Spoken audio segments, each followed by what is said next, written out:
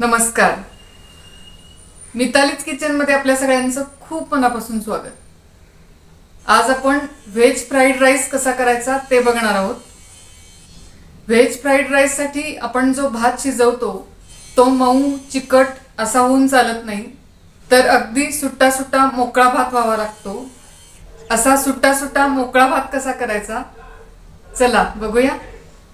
Veg fried rice करण्यासाठी इथे मी 2 वाट्या तांदूळ घेतलेला आहे. हा बासमती तांदूळ आहे. याऐवजी तुम्ही असा लांब लांब चिकट न होणारा कुठलाही तांदूळ घेऊ शकता. तांदूळ पाण्याने स्वच्छ धुवून घ्यायचं आहे.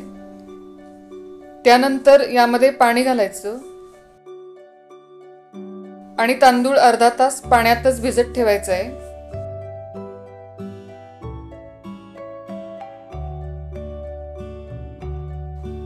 अर्धा तास झालेला आहे.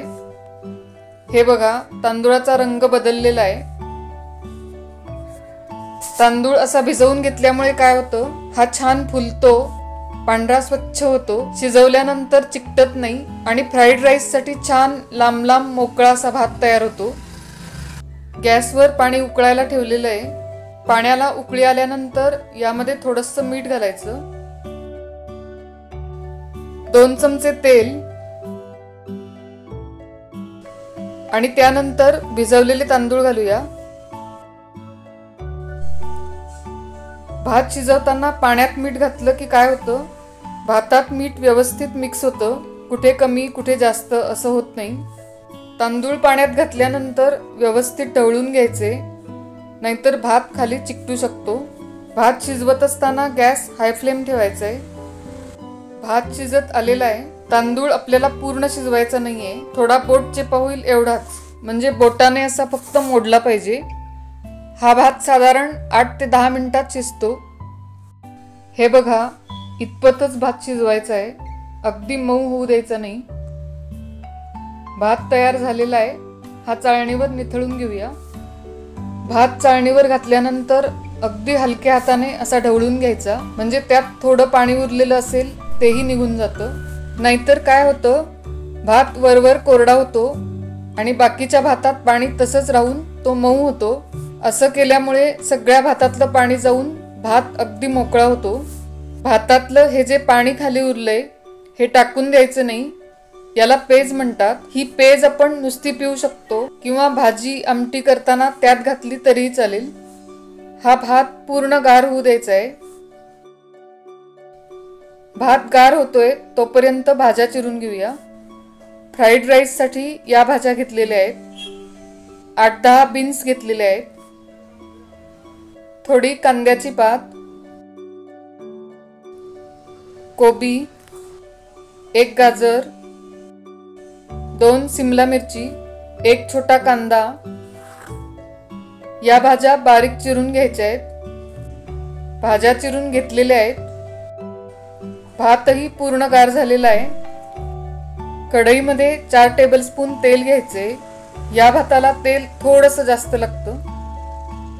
तेल गरम झाल्यानंतर आधी याच्यामध्ये गाजर आणि बीन्स घालायचे.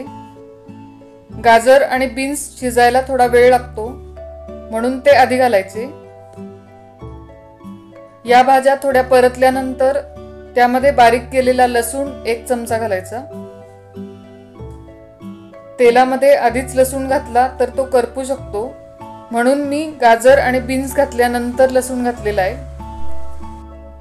यानंतर 1 चमचा किसलेलं आलं, बारीक चिरलेली 1 हिरवी मिरची. त्यानंतर आता बाकीच्या भाज्या घालूया. कोबी, कांदा. भाज्यांचं प्रमाण तुम्ही तुमच्या आवडीनुसार कमी जास्त करू शकता. फ्राईड राईस करतोय त्यामुळे भाज्या पूर्ण शिजवायच्या नाही, थोड्या क्रंची ठेवायच्या आहेत. त्यामुळे यावर झाकण ठेवायचं नाही. भाज्या थोड्या मऊ होईपर्यंत असंच परतत राहायचे. सिमला मिरची लगेच शिजते, त्यामुळे ती शेवटी घालायची.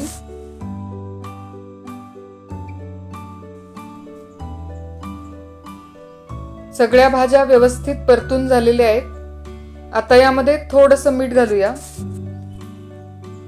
पाव चमचा मिरी पावडर, अर्धा चमचा red chilli sauce, dark soya sauce 2 चमचे, फ्राईड राईसमध्ये व्हाईट विनेगरही घालतात, पण आमच्याकडे आवडत नाही, त्यामुळे मी यामध्ये व्हाईट विनेगर घातलेलं नाही आहे. तुम्हाला आवडत असेल तर यात 1 चमचा व्हाईट विनेगर घालू शकता.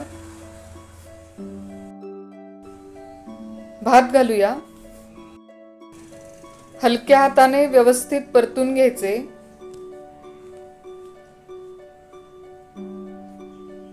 भात बघा अगदी मोकळा मोकळा झालेला आहे. हा भात कढईला अजिबात चिकटत नाहीये, म्हणजे फ्राईड राईस व्यवस्थित झालेला आहे.